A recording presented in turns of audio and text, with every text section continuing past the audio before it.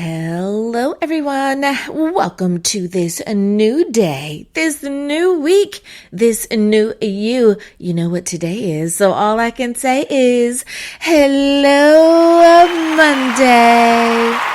Oh, yeah. That's right. It's a new week, everybody, and I am fired up about this week. I have some things going on in my own life that I'm really excited about, and they happen this week. So I could not be more excited for this Monday. I hope there's something going on in your life this week that has you fired up, and you can't wait until that day happens. However, we have to take it day by day. So let's deal with this Monday for this week. So what is our topic for today? Taking time to reflect. Now, for many people, they don't want to reflect. They don't want to look back. They don't want to talk about the things that happened of yesteryear. But it is so important that we take time to reflect. Why is that? I am so glad you asked. Well, self-reflection is a key to self-awareness. And if we are trying to be the best people that we can possibly be, then we need to be aware of what's going on in our worlds. What are we doing to others? What are others doing to us? What can we do better? How can we be better people? It allows us to look at our thoughts. What are we thinking about on a regular basis? Like, are we really and truly trying to be optimistic, positive people, or are we Debbie Downers? It allows us to look at our feelings. How do we feel about the things that are going on in our lives? Are our emotions actually dictating too much of our responses, or are we spot on with how we're feeling about things? Our emotions, had to tie that in there, right? Our emotions are important, but they should not be the way that we make all of our decisions. Our emotions will affect how we decide to do things, but they should not rule us. We should not make our decisions when we're upset, for example, right? We shouldn't be out there seeking to do malice against someone else simply because they've hurt our feelings. We need to look at things in a responsible way and make sure that we're doing what's best for us. But the flip side of the coin is that we should not just do something because someone has boosted our ego and made us feel larger than life. They've puffed our heads up. And now we want to in turn give them, give the whole farm away just because they made us feel good in the moment. Self-reflection also allows us to look at actions, right? And that's what's really important, especially when it comes to being a solopreneur, an entrepreneur, being a CEO of our lives, is that what actions have we taken? What actions have already been taken? What actions do we plan on taking? Actions. What's going on? What has been done? What do we need to do? And that's kind of where we're going to talk today. Looking at reflections and making decisions for the future. Through this practice, we will be able to not only look at ourselves with the proper amount of interest and curiosity, but we'll also be able to look at ourselves with the correct amount of projection for what will come. Right? So when we're looking at business, sometimes you hear me say, hey, you guys, it's a new quarter. September will be the last month of the third quarter, which is why I'm starting to kind of ease you into a time of reflection. What do we need to do to make sure that we are right side up when we actually get to the fourth quarter? Now, you never want to plan for the quarter in the quarter. You want to be early, right? So for the last quarter of the year, we're actually about to put into place the things to start off the first quarter of the new year. So with that being said, we're always looking, we're always being reflective. Don't use that quote that says, I'm not looking at the past because I'm not going there. That's true. You're not going in that direction.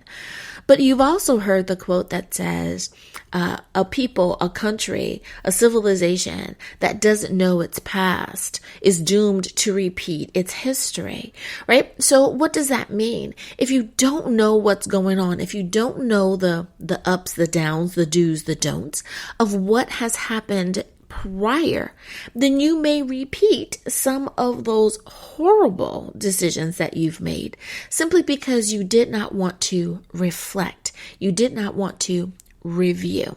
And I want for you to be able to not only reflect, but I want for you to be able to review and review positively. I want you to be able to reflect and reflect positively. Does that make sense? I hope it does. I know that many of you are nodding your head saying, absolutely, Dr. Angela. So this is not one of the quotes that I'm going to share today, but I found this to be really spot on. The quote is by an actress named Linda Joy, and it says, your soul needs time for solitude and self-reflection.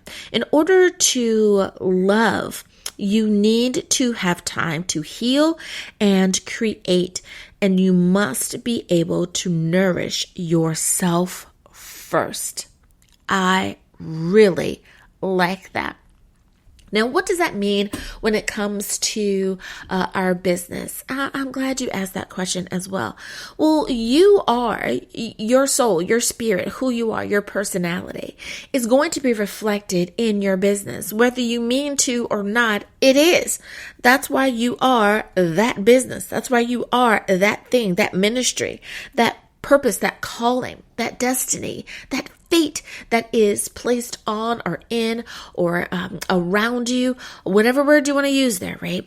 You have been picked, selected to do a particular thing, and all that you are is reflected in all that you do. You know, we like to say that when someone says something mean, evil, and nasty, that's not who they are. Absolutely, 100% it is exactly who they are. It may not be who they are all of the time, but it was who they were in that moment. Can people grow? Of course. Can people expand and put down falsehoods or doctrines that no longer serve them? Absolutely. But we are who we are in that moment. And sometimes we realize that we've said something or done something that we shouldn't have done. How do we know that? Because we reflect it. And once we reflect, we are able to make amends with an apology, with a statement. We are able to do something that says, you know what? I said something that was mean, evil, and nasty, and I am so sorry. That is not who I am now, and I apologize for that. But you also never do it again. Right? So I think that many times we look at businesses, we look at people, we look at the culture of an organization, association, and we say, you know, they apologize for doing this particular thing, but they keep doing it. That's how we know that that person is really that way. If someone has a one-off and they did something or said something, but they've never done it again, then perhaps they are worthy of your forgiveness, that their apology was actually truthful, right? So in that, I want you to take time now to really reflect upon what is going on and make sure that you are going to lead, you're going to either start the new quarter, you're going to end this quarter, start the new quarter, or even start the new year with a fresh sense of who you are. So let's go on and get into quote number one. Quote number one says, there is no saint without a past, no sinner without a future. There is no saint without a past and no sinner without a future. Now, I really like this one because for me, it is hitting all the buttons. It is taking care of everything. And why is that important? Because we need to realize that we all have been a fill in the blank, right? We all have had a moment where we were foolish, that we were silly, that we were childish, that we were petty, that we were supportive, that we were loving, that we were kind, that we were outstanding, awesome, amazing. But we've also had those moments where we were subpar. We have had moments where we were spot on. We have had moments where we were outstanding and gave more than what was required of us. In looking at all facets of who we are, I think this quote is appropriate. There is no saint without a past and no sinner without a future. Every saint has done something that required them to really stretch, to push the envelope, to reflect upon who they are. And a sinner will not be a sinner forever because they have the promise of a future. That in our duality of personality, that we can stop doing those things that no longer serve us. We can stop doing those things that are harmful to others because we have a future. Now, we can't say that that tomorrow is promised to us, but in the hope that there is a tomorrow when we shed those things that are not serving, that are not kind or good, of good report for another. When we can drop those things, that there is the possibility of the hope of tomorrow. And in that we can become the saint that we believe ourselves to possibly be. No one ever sets out to be a saint. People simply set out to be good. They simply set out to be as awesome and as amazing as they believe that they have been called to be. And in that action, your sainthood develops. You become that person and everyone sees it. And then that is when you are bestowed that sainthood.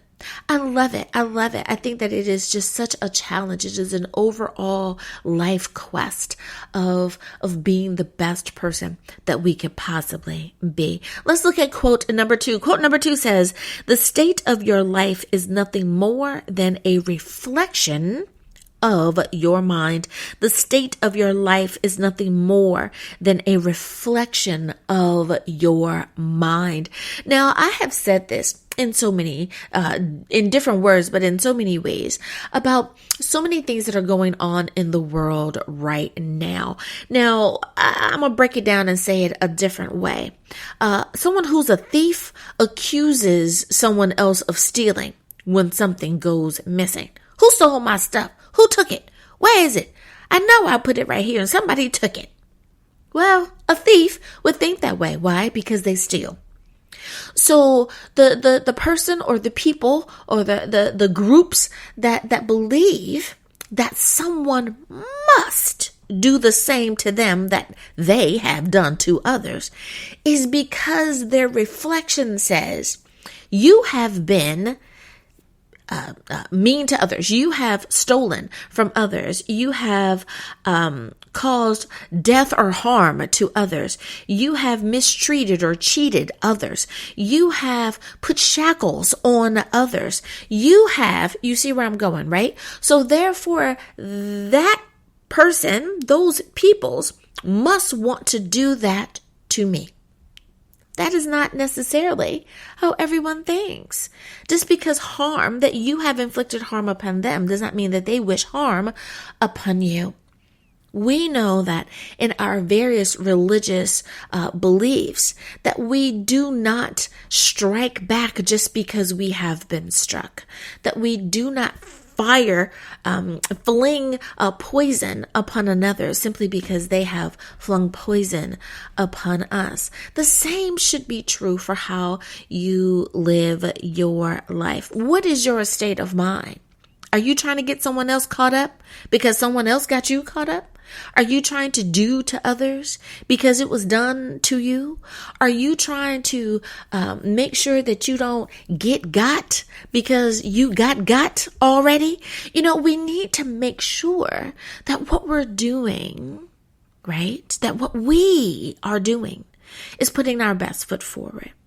That our state of our life is the true reflection of where we wish to be, of the good that we wish to do in the world, and the promise that we have. If we are optimistic people and we are trying to share with others optimism, hope, and joy, happiness, abundance, right? Then that should be where we try to be every day. That we are trying to occupy the space of the positive and not occupy the void of negativity. Now, many times, especially in a Western way of thinking here in the States, we think of things as being good or bad, when many other cultures think of things as being positives and negatives. Not positive and negative the way that we think of things, that we think of negative as being black and positive as being white. That's a whole other conversation about the color of things, that everything that's negative must therefore be black, and that everything positive must therefore be white. Let's think of it in a different sense, right? Because I don't want anyone to kind of get caught up in that conversation. If something is a positive, a plus, then it is blue. If something is a negative, then it is, or a minus, then it is red. Okay, let's just think of it in those colors instead. So if you have some blue in your life, you're going to also have some red in your life, because the way that science works, the way that our magnetism works, the way that polarity works, the way that we deal with the science of how we operate in the world, we know that we are going to have some reds, we're going to have some blues in our life. So there are going to be some pluses and some negatives that we are going to release and we are going to receive, right? And if we understand that, we must make sure that we are receiving as much positivity as we possibly can.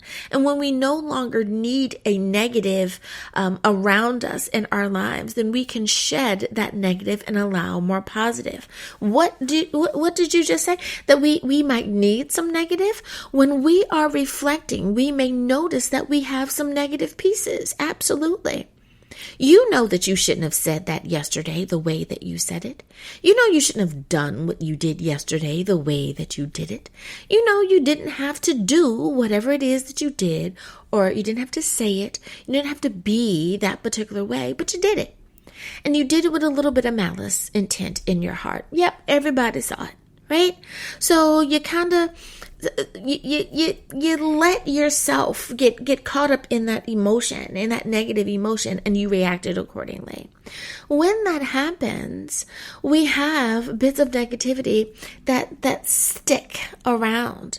When we self-reflect, when we reflect upon it, then we're able to address that situation. Why did you snap back like that? Why did you clap back like that? Why did you throw that? Why did you spew all of that negativity? Was it because you were hurt, you were ashamed, you were feeling some kind of way, you felt less than, you felt that no one loved you? Address the issue, but don't keep flinging the mud, right? But when we take the time to self-reflect, when we take the time to really look at what is going on, then we can address that hurt, that harm, that hole that we are feeling at that moment. Address it so we can pour into ourselves, so that we can pour into our business, so that we can pour into whatever it is that needs to be addressed. And as that heals, that positivity will rise. You will be able to rise in how you're able to address it, the same way that First Lady Michelle Obama said, when they go low, we're able to go high. Right? That's what she was talking about. You do not have to keep getting down there in the mud every time somebody flings it at you. Sometimes they fling it because they want to, in turn, then show you down in the mud and say, see, I told you. Ain't nothing but a mud dweller. See, I told you. They ain't nothing but somebody who likes to get down there in the mud and fling it at other people. They then want to turn the table on you. They want to gaslight everyone and make it seem as though you are the person who is slinging the mud. Be careful, my friend. Be careful. Because when we allow that to happen, it is so hard to dig yourself up out of that. It is so hard to change the picture in someone's mind once they have seen that of you. So please guard yourself. Remember that your state of life is nothing more than a reflection of your mind. I want you to live a positive life. I want you to live a life that is beautiful, that is the best that you can possibly live at all times. And it is because of how you think. Think on those things that are of good report. And when you do that, it will reflect into your life. Let's look at number 3. Number 3 says, since everything is a reflection of our minds, we can transform things by our minds. Absolutely. I put this one next on purpose. Since everything is a reflection of our minds, we can transform things by our minds. Absolutely. Absolutely. Now, you have heard people years over say that we need to visualize, that you need to have a vision board, that you need to put it before yourself every single day, that you need to have positive mantras, that you need to have vision boards, that you need to have things on your desktops, your laptops, your phone wallpaper, that we need to put it before ourselves so that we can see it, so that we can have it in our mind's eye, the thing that we want. Absolutely, you should. And since we can create those things, we can hold on to those images, we can decide that this is what we want. We can change our surroundings by concentrating on those things. Why? Because we want to magnify those things, not the things that we have that might be subpar, not the things that we have that we no longer want. We want to magnify the things that we do want. We want to magnify the places that we are trying to go. You want to be first place? You want to have gold? You want to have silver? You're trying to be the first one in your family? You're trying to be the first one in your ethnic group? The first one of your country? Whatever it is, right? You're trying to be that. You have to visualize that. You don't just end up there just by fluke, just by whoops, you just slipped and fell into it. It takes hard work, dedication, and focus to get there. And you must see it in your mind's eye. So if you must see it in your mind's eye, that means that our mind is so powerful. Our mind is what helps us get there. Not luck, not chance, but our dedication and focus to the cause. Number 4, reflection is one of the most underused yet powerful tools of success. I could not agree more. Reflection is one of the most underused yet powerful tools of success, for personal success and for your professional success. Let's talk a little bit about professional success. Your professional success. You've heard people say, listen, for every amazing, awesome thing that you do, make sure that you're keeping a journal of it. Make sure that you're writing it down. Why? Because when it's time for you to have your review, your 6-month review, your yearly review, whatever it is, your review, you can bring these things up and it becomes a point that you want to bring up because you're bringing attention to the positive things that you have done for the company. It could result in more money, a change in title, whatever you're shooting for, right? So you have to review or reflect upon those things that you have done. So in the business world, we have a tendency to say, review it, right? We're going to go ahead and review our policies and we're going to make any necessary changes and we'll get back to you. We're going to review.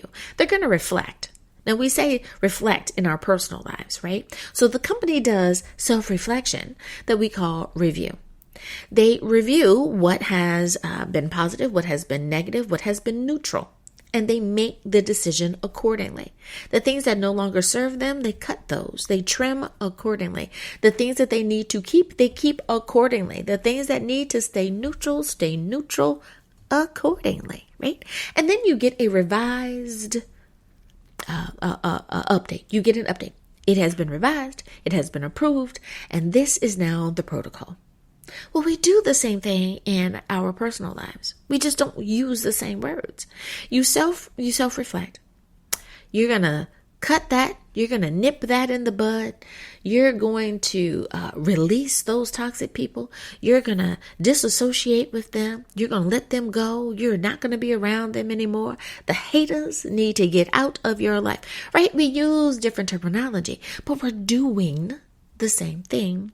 So reflection is one of the most underrated yet powerful tools of success. You want to do this in your personal life and in your private life. There are going to be haters in your professional life. Absolutely. Absolutely. There are going to be haters in your personal life. Yep. Absolutely. But what can you do to set yourself apart? What can you do to make sure that you will be selected, that you have a seat at the table? Right? What are you going to do? You do those things. And how do you get there? Self-reflection or a review. Alrighty? Gotcha. Now, let's keep on and go to quote number 5. Quote number 5. If you are the reflection of light, how can you fear the darkness? Last one. If you are a reflection of light, how can you fear the dark? I really like this one. Because you guys know that I have a very interesting way of looking at life. I know that everyone doesn't agree with me, but there are many of you who do. Yep, there are millions of you who do. There are thousands of you for sure who agree with me on a daily basis. And thank you so much for agreeing and letting me know. But I really want you to look at this. If you are the reflection of light, you are light, my dear friend. You are light, beautiful ones. I don't care if you are looking at this from a scientific point of view and you are saying we are light because we are energy. Oh yes, we are light. I don't care if you are looking at this from a spiritual point of view because you are the light of the world, because you are a spirit being having a physical experience. I don't care how you choose to look at this from a spiritual point of view or from a scientific point of view. You are light.